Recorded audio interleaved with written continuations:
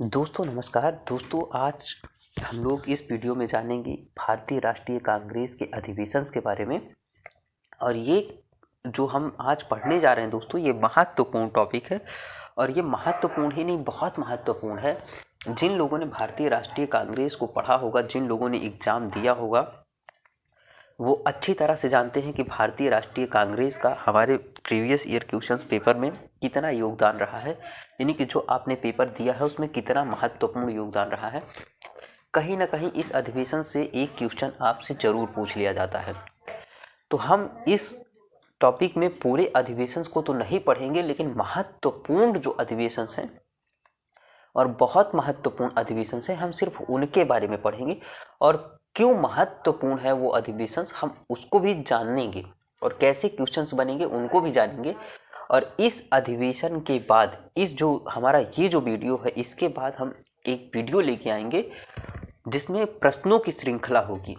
और वो प्रश्न होंगे जो प्रीवियस ईयर क्वेश्चन पेपर में आए हुए हैं, वो चाहे एसएससी में हो चाहे बैंक में हो। और ख़ास तौर पे तो मैं एक चीज़ आपसे कहूँ कि वो क्वेश्चंस जो मेरे होंगे वो बहुत सिलेक्टेड होंगे और वो सिविल के होंगे, तो वो महत्वपूर्ण क्वेश्चंस होंगे, तो आप उससे अंदाज़ा लगा सकेंगे।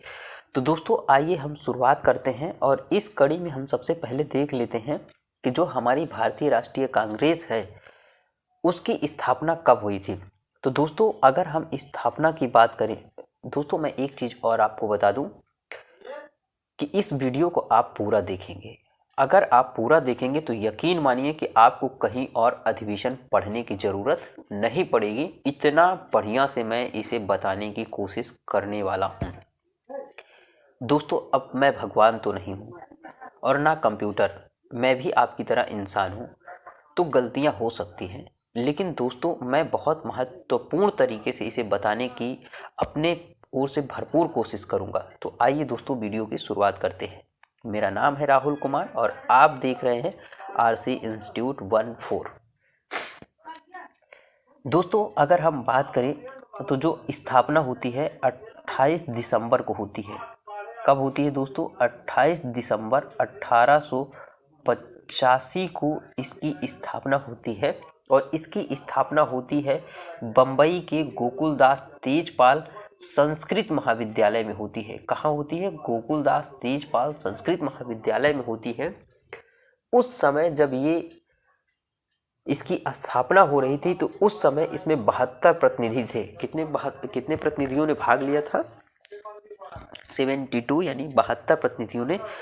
और इसका जो मुख्य योगदान है, जो श्रेय जाता है, वो एक अंग्रेज अधिकारी को, जिनका नाम है ए ओ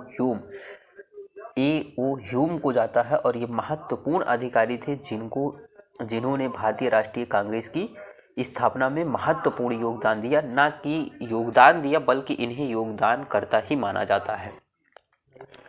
उस समय जो गवर्नर थे दोस्तों, उस समय था हमारे गवर्नर जो थे, जो हमारे यहाँ के गवर्नर थे, समकालीन गवर्नर जनरल थे, लॉर्ड डफरिन थे।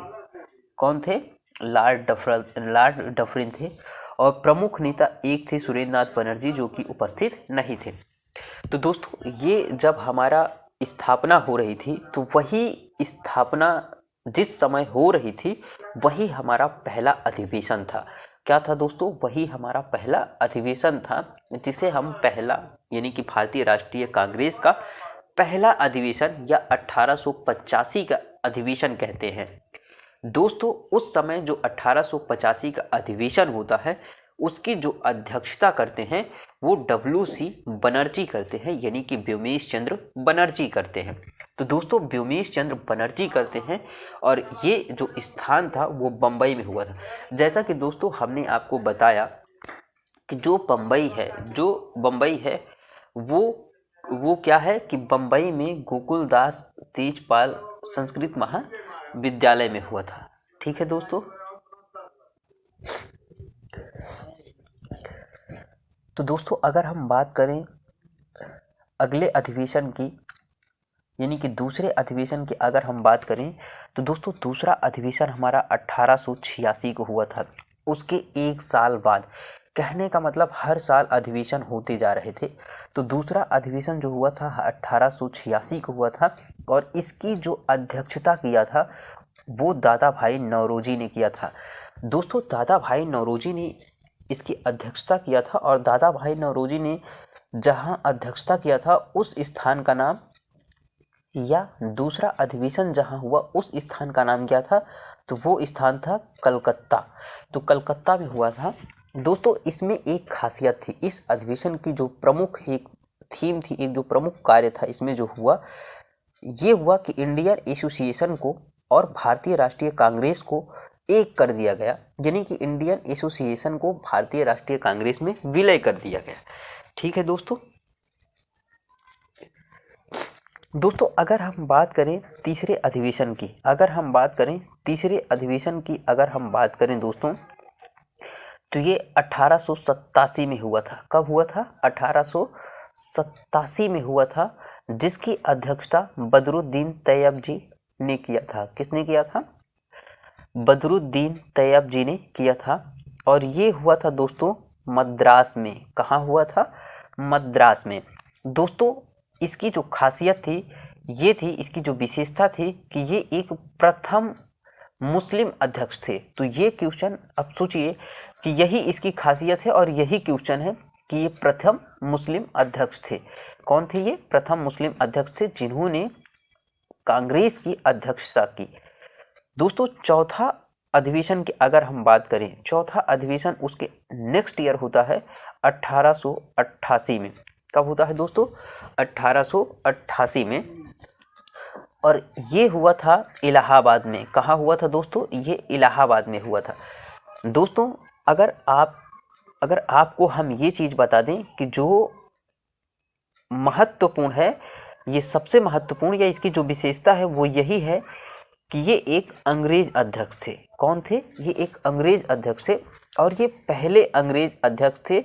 इनका नाम जॉर्ज यूले था, यानी कि जॉर्ज यूले ने चौथे अधिवेशन यानी 1888 की अध्यक्षता की थी, जो कि इलाहाबाद शहर में हुआ था। और ये प्रथम अंग्रेज अध्यक्ष थे। याद रखिएगा दोस्तों, ये प्रथम अंग्रेज अध्यक्ष थे। दोस्तों अगर हम बात करें 1890 के अधिवेशन का, तो 1890 का जो अधिवेशन हुआ था उसकी जो अध्यक्षता किया था आपने, वो थे फिरोज शाह मेहता जी। कौन थे? फिरोज शाह मेहता जी। ये कहाँ हुआ था अधिवेशन? तो दोस्तों ये अधिवेशन जहाँ हुआ था कलकत्ता में हुआ था। कहाँ हुआ था? कलकत्ता में हुआ था। ठीक है दोस्तों, यहाँ की एक खासियत ये थी, यानी कि इस अधिवेशन की एक खासियत थी, एक विशेषता थी कि ये जो अधिवेशन हुआ है वो कलकत्ता विश्वविद्यालय की पहली स्नातक कादम्बिनी गांगुली ने, किसने? कादम्बिनी गांगुली ने, जो कि पहली महिला स्नातक थी, कांग्रेस अधिवेशन को संबोधित किया था। यानी कि पहली महिला थी जिन्होंने कांग्रेस अधिवेशन को संबोधित किया था। दोस्तों अगर हम लोग नेक्स्ट की बात करें, यानी कि अगले अधिवेशन की बात करें, तो ये अधिवेशन अत्यंत महत्वपूर्ण इसलिए हो जाता है क्योंकि इसमें पहली बार वंदे मातरम गीत गाया गया था। कौन सा गीत गाया था? वंदे मातरम गीत गाया गया था। क्वेश्चन आपसे पूछ लिया जाएगा कि किस अधिवेशन में या कहाँ के अधिवेशन में वंदे मातरम गीत गाया गया? वंदे मातरम गीत गाया गया दोस्तों 1896 का जो अधिवेशन था, जिसकी अध्यक्षता रहमतुल्ला सयानी ने किया था और ये अध्यक्षता कलकत्ता में हुआ था। और इसी अधिवेशन में वंदे मातरम को पहली बार गाया गया था। यही इसकी विशेषता है और यही क्वेश्चन है। दोस्तों ये इसके बाद का जो अधिवेशन आ रहा है इतना महत्वपूर्ण है, इतना महत्वपूर्ण है कि आप अंदाज़ा लगा सकते हैं कि इसी वर्ष बंगाल का विभाजन हुआ था, इसलिए ये अत्यधिक महत्वपूर्ण हो जाता है। तो 1905 का जो अधिवेशन है उसकी अध्यक्षता गोपाल कृष्ण गोखले ने किया था। गोपाल कृष्ण गोखले ने किया था, जो राजनीतिक यानी गांधी जी के राजनीतिक गुरु थे, उन्होंने किया था। और इसकी अध्यक्षता बनारस में हुआ था। कहाँ हुआ था दोस्तों? उत्तर प्रदेश के बनारस में हुआ था। और इस समय की जो विशेषता थी वो बंग भंग की आलोचना, जो बंगाल का विभाजन हुआ था उसकी आलोचना की गई थी इस अधिवेशन में। और स्वदेशी यानी कि स्वदेशी जो अपना देश है, स्वदेशी व बहिष्कार का समर्थन किया गया था। क्या किया गया था दोस्तों? बहिष्कार का समर्थन किया गया था। दोस्तों 1906 का अधिवेशन, 1906 का अधिवेशन दादा भाई नौरोजी ने किया था। दादा भाई नौरोजी ने इनकी अध्यक्षता की थी, यानी कि इस अधिवेशन की अध्यक्षता दादा भाई नौरोजी ने किया था। और इसका स्थान है कलकत्ता। कहाँ है दोस्तों इसका जो अधिवेशन है कहाँ हुआ था? स्थान कलकत्ता में हुआ था। ये 1906 का अधिवेशन है। दोस्तों इसमें कांग्रेस का जो मूल लक्ष्य था, ये इसकी जो विशेषता है कि कांग्रेस का जो मूल लक्ष्य था वो स्वराज की प्राप्ति था। क्या था? स्वराज की प्राप्ति। यानी इस अधिवेशन में स्वराज प्राप्ति की घोषणा की गई थी। दोस्तों अगर हम नेक्स्ट अधिवेशन की बात करें, यानी 1907 अधिवेशन की, यानी कि अधिवेशन 1907 का अधिवेशन की अगर बात करें तो रास बिहारी बोस ने इसकी अध्यक्षता की थी। किसने किया था? रास बिहारी बोस ने इसकी अध्यक्षता की थी। और ये सूरत, यानी कि सूरत में इसकी जो है इसका जो अधिवेशन हुआ था। इसमें दोस्त जो है कांग्रेस जो थी वो दो पार्ट में बट गई थी। क्या हो गई थी? कांग्रेस का विभाजन हो गया था। क्या हो गया था?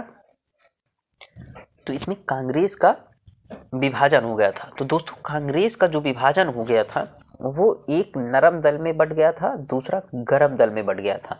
कुछ लोगों को लग रहा था कि बहुत आराम से, यानी कि हम अहिंसात्मक रूप से जो है आज़ादी प्राप्त कर सकते हैं। लेकिन कुछ लोगों को लग रहा था कि अहिंसात्मक रूप से आज़ादी नहीं प्राप्त कर सकते हैं, हमको हिंसा पे उतरना ही पड़ेगा, हमको कुछ न कुछ जरूर आंदोलन को तेज और हिंसात्मक करना पड़ेगा। तो ये दो स्वरूपों में बढ़ जाता है, एक नरम दल और दूसरा गरम दल। दोस्तों 1915 के अधिवेशन की बात करें तो जो 1915 का अधिवेशन हुआ था जिसकी अध्यक्षता सत्येंद्र प्रसन्न सिन्हा ने किया था, सत्येंद्र प्रसन्न सिन्हा ने किया था। ये बम्बई में हुआ था। कहाँ हुआ था? बम्बई में। इसमें दोस्तों लॉर्ड वेलिंगटन ने भाग लिया था। किसने भाग लिया था? लॉर्ड वेलिंगटन ने भाग लिया था। यही इसकी विशेषता है। 1916 का अधिवेशन जिसकी अध्यक्षता अंबिका चरण माजूमदार ने किया था। किसने किया था? अंबिका चरण माजूमदार ने किया था। ये 1916 का अधिवेशन है। ये लखनऊ में आयोजित हुआ था, यानी लखनऊ में इस अधिवेशन को बुलाया गया था। दोस्तों जो नरम और गरम दल बट गए थे, इसकी विशेषता है कि जो नरम दल और गरम दल बट गए थे वो दोनों मिलकर एक हो गए। क्या हो गए? एक हो गए, यानी इनका एकीकरण हो गया। और तिलक व इनी बेसेंट के प्रयास से, बाल गंगाधर तिलक और इनी बेसेंट के प्रयास से कांग्रेस और जो लीग थी, जो मुस्लिम लीग थी, उनका समझौता हो गया। और इसी समझौता को दोस्तों हम लोग लखनऊ पैक्ट के नाम से जानते हैं। ये अत्यंत महत्वपूर्ण क्वेश्चन है कि लखनऊ पैक्ट किसे जानते हैं? तो कांग्रेस और लीग के मध्य समझौता। तिलक ने कहा था, यानी बीजी तिलक, बाल गंगाधर तिलक ने कहा था, स्वराज मेरा जन्मसिद्ध अधिकार है और इसे मैं लेकर रहूँगा, इसे मैं पाकर रहूँगा। ये बाल गंगाधर तिलक का कथन है। ये महत्वपूर्ण ही नहीं, अत्यंत महत्वपूर्ण है। जन्मसिद्ध मेरा यानी कि अधिकार है, स्वराज मेरा जन्मसिद्ध अधिकार है और मैं इसे लेकर रहूँगा।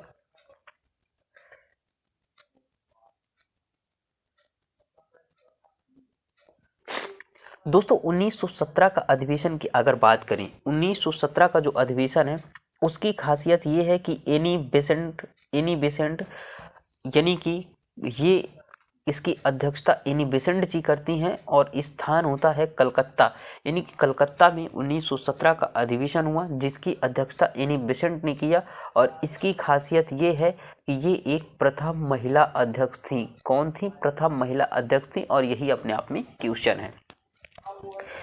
दोस्तों 1920 के अगर अधिवेशन की बात करें तो 1920 की जो अधिवेशन है सी विजया राघवाचारी नागपुर में ये अधिवेशन हुआ था। इसकी अध्यक्षता सी विजया राघवाचारी ने किया था। इसमें दोस्तों क्या हुआ था कि असहयोग आंदोलन की कार्यक्रम का अनुमोदन किया गया था और इससे पूर्व सितंबर 1920 में कलकत्ता में एक विशेष अधिवेशन में असहयोग कार्यक्रम यानी असहयोग कार्यक्रम को क्या किया गया था, उसको स्वीकृति दे दी गई थी, उसको स्वीकृति प्रदान कर दी गई थी।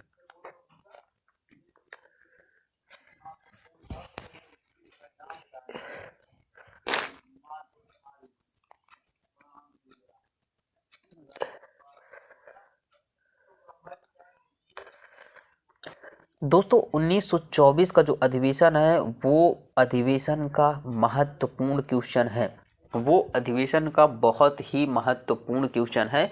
1924 का अधिवेशन जिसकी अध्यक्षता महात्मा गांधी ने किया था, जिसकी अध्यक्षता किसने किया था, महात्मा गांधी ने किया था और ये बेलगाम में हुआ था। कहाँ हुआ था, बेलगाम में हुआ था। एकमात्र ऐसा अधिवेशन, इतने अधिक अधिवेशन हुए लेकिन एकमात्र ऐसा अधिवेशन जिसकी अध्यक्षता गांधी जी ने की थी और इसीलिए इम्पॉर्टेंट है क्योंकि इसकी अध्यक्षता गांधी जी ने की थी और ये इसलिए अत्यंत महत्वपूर्ण हो जाता है क्योंकि इसकी एकमात्र अधिवेशन ऐसा था जिसकी अध्यक्षता गांधी जी ने की थी। 1925 का अधिवेशन बहुत महत्वपूर्ण है क्योंकि इसकी जो अध्यक्षता की थी वो प्रथम भारतीय महिला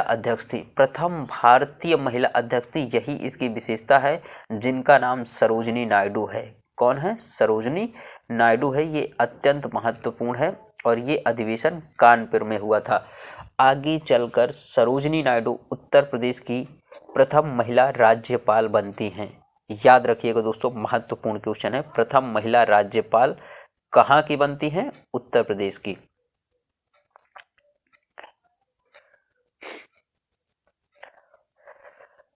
1927 के अधिवेशन की बात करें दोस्तों तो इसकी अध्यक्षता M.A. अंसारी ने किया था और ये मद्रास में हुआ था। इसमें स्वतंत्रता का प्रस्ताव पारित किया गया था। क्या पारित किया गया था दोस्तों, स्वतंत्रता का प्रस्ताव पारित किया गया था। साइमन कमीशन के बहिष्कार का प्रस्ताव भी पारित किया गया था। साइमन कमीशन के बहिष्कार का भी प्रस्ताव पारित किया गया था।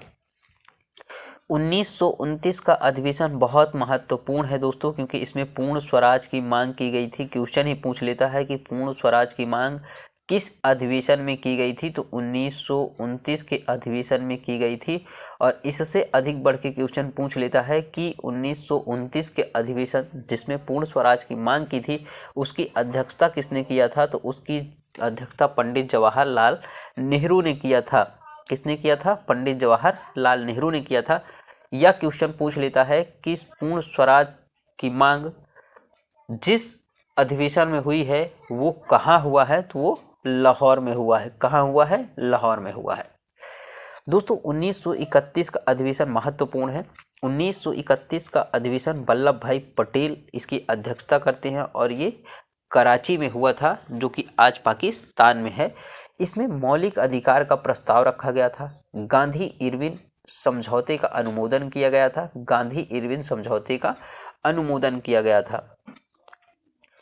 1936 का अधिवेशन 1936 का अधिवेशन दोस्तों 1936 में दो अधिवेशन होते हैं, एक अप्रैल में होता है, दूसरा दिसंबर में होता है। तो 1936 का जो अधिवेशन था उसकी अध्यक्षता JL नेहरू यानी कि जवाहरलाल नेहरू ने किया था। ये लखनऊ में इसका अधिवेशन हुआ था और इसमें समाजवाद जो है उसको भारत की समस्याओं को हल करने की एक कुंजी बताया था पंडित जवाहरलाल नेहरू ने। उन्होंने कहा था कि जो समाजवाद है वही भारत की जो समस्याएं हैं उसको हल करने की कुंजी है, चाबी है। 1936 में दूसरा अधिवेशन दिसंबर में होता है दोस्तों, उसकी भी अध्यक्षता पंडित जवाहरलाल नेहरू ही करते हैं। लेकिन ये फैजपुर में होता है, स्थान बदल जाता है। और फैजपुर एक गांव है दोस्तों, और ये कह सकते हैं कि एक ऐसा एकमात्र अधिवेशन था जो पहला अधिवेशन कहें, जो प्रथम अधिवेशन था, ऐसा प्रथम अधिवेशन था जो गांव में हुआ था। कहाँ हुआ था? गांव में, यानी फैजपुर में। और उसकी अध्यक्षता जवाहरलाल नेहरू ने किया था 1936 के दिसंबर महीने में। 1938 का अधिवेशन, जिसकी अध्यक्षता सुभाष चंद्र बोस ने किया था, ये हरिपुर का अधिवेशन था। कहाँ का अधिवेशन था? सुभाष चंद्र बोस ने किया था। 1938 का अधिवेशन था, ये हरिपुर का था। इसमें राष्ट्रीय नियोजन समिति का गठन किया गया था। एक समिति बनाई गई थी, राष्ट्रीय नियोजन समिति। राष्ट्रीय नियोजन समिति बहुत महत्वपूर्ण है दोस्तों। एक क्वेश्चन है अगला ये जो हमारे पास है अधिवेशन 1939 का अधिवेशन। 1939 का अधिवेशन भी सुभाष चंद्र बोस ने किया था। इसकी अध्यक्षता सुभाष चंद्र बोस ने की थी। ये त्रिपुरी में, कहाँ पास है? त्रिपुरी में। कहाँ पास है? त्रिपुरी में है। 1939 का जो अधिवेशन है उसकी अध्यक्षता सुभाष चंद्र बोस ने त्रिपुरी में किया था। सुभाष चंद्र बोस के इस्तीफे दिए जाने के बाद, जब सुभाष चंद्र बोस ने इस्तीफा दे दिया, उसके बाद डॉक्टर राजेंद्र प्रसाद को इसका अध्यक्ष बनाया गया। किसको बनाया गया? डॉक्टर राजेंद्र प्रसाद को इसका अध्यक्ष बनाया गया। दोस्तों 1946 का जो अधिवेशन है, 1946 का अधिवेशन ये अत्यंत महत्वपूर्ण है, क्योंकि इसकी अध्यक्षता जेबी कृपलानी ने किया था। जेबी कृपलानी ने किया था, और जेबी कृपलानी ने इसकी अध्यक्षता किया था। तो इसलिए ये महत्वपूर्ण नहीं है, बल्कि ये इसलिए महत्वपूर्ण है क्योंकि उस समय आज़ादी का समय था। तो ये क्वेश्चन पूछा जाता है कि आज़ादी के समय जेबी कृपलानी ही कांग्रेस के अध्यक्ष थे, यानी कि आज़ादी के समय जो भारतीय राष्ट्रीय कांग्रेस का अधिवेशन हुआ उसकी अध्यक्षता किसने किया था? तो जेबी कृपलानी ने। और 1946 का जो अधिवेशन है वो मेरठ में होता है। कहाँ होता है दोस्तों? मेरठ में होता है। जेबी कृपलानी इसके अध्यक्ष होते हैं, और आज़ादी के समय जेबी कृपलानी ही कांग्रेस के अध्यक्ष होते हैं। तो दोस्तों ये रहा आपका वीडियो, और ये क्वेश्चंस आपके बहुत महत्वपूर्ण क्वेश्चन हैं, बहुत ही महत्वपूर्ण क्वेश्चन है आपका। इसमें बहुत क्वेश्चन पूछा जाएगा। आप यकीन मानिए, पहले ही जितने इम्पोर्टेंट आपके अधिवेशन हैं, मैंने उन सब अधिवेशनों को रख दिया है, और ये महत्वपूर्ण अधिवेशन है। ठीक है दोस्तों, एक अधिवेशन 1911 का अधिवेशन पढ़ लीजिएगा दोस्तों। एक अधिवेशन याद रखिएगा, उसे पढ़ लीजिएगा। थोड़ा सा वीडियो भी बड़ा हो रहा है और इसमें ज़्यादा टाइम भी लग गया। तो दोस्तों ये रहा आज का आपका वीडियो, बहुत ही महत्वपूर्ण है दोस्तों। आप देखिए और तैयारी कीजिए, और भगवान करे आपका हो जाए दोस्तों। बस इसके साथ ढेरों सारा जो है आपका वीडियो देखने के लिए आपको बहुत ढेरों सारा आभार। थैंक यू दोस्तों।